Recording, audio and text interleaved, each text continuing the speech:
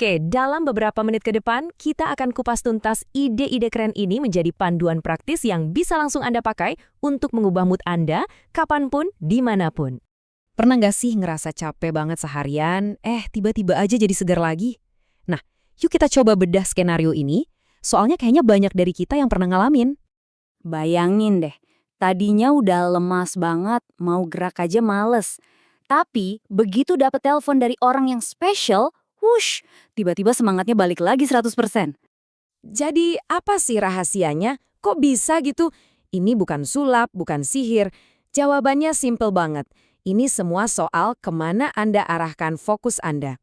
Nah, kalau kita lihat definisinya, fokus itu sebenarnya sederhana banget. Fokus itu adalah kejadian atau gambaran yang terus-menerus kita putar di dalam kepala kita. Jadi gini, apa yang Anda rasain secara emosi dan fisik itu ngikutin apa yang lagi Anda bayangin. Kalau Anda mikirin betapa capeknya hari ini, ya Anda bakal ngerasa capek. Tapi kalau Anda fokus ke kencan seru nanti malam, nah Anda bakal langsung semangat. Kabar baiknya, kita bisa loh ngendaliin ini secara sadar. Ada beberapa cara ampuh banget buat mengubah fokus kita secara instan. Hari ini kita akan fokus ke dua. Yang pertama ya, ini tuh kayak toolkit super canggih yang bisa Anda pakai buat mengubah perasaan Anda dalam sekejap. Oke, kita masuk ke pengungkit yang pertama, yaitu tubuh kita sendiri. Simpel kan? Coba deh bayangin anak kecil yang lagi nangis. Pastikan kepalanya nunduk, bahunya turun, mukanya kusut. Itu postur nangis banget. Coba deh, secara fisik tuh susah loh nangis kalau kita disuruh lihat ke atas. Kepala tegak. Kenapa? Karena perubahan gerakan ini maksa fokus dan emosi kita juga ikut berubah. Ajaib kan? Nah, ini poin pentingnya. Kita bisa pakai trik ini buat diri sendiri kapan aja. Lagi ngerasa down, langsung aja berdiri dan gerak. Lompat-lompat, push up, atau jalan santai keliling sebentar. Gerakan yang beda bakal menciptakan emosi yang beda juga. Cobalin deh. Oke, lanjut ke pengungkit kedua. Dan yang ini, bisa jadi yang paling kuat dari semuanya. Apa itu?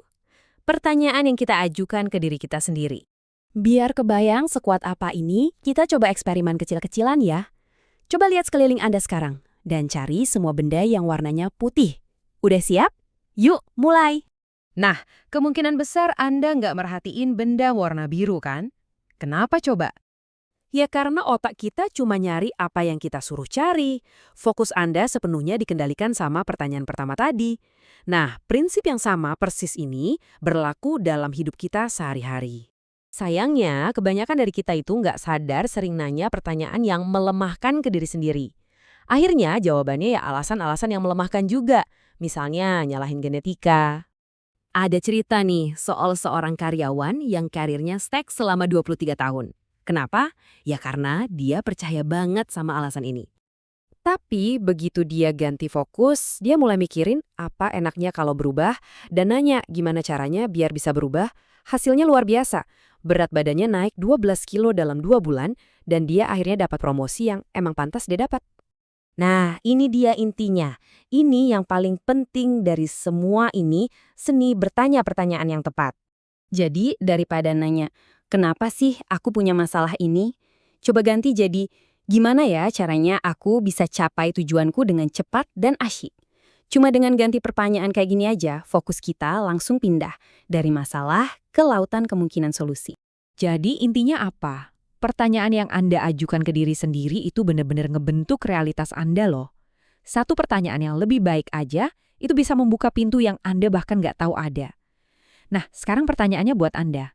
Kira-kira tujuan apa nih yang bisa Anda capai kalau Anda mulai mengajukan pertanyaan yang tepat mulai hari ini?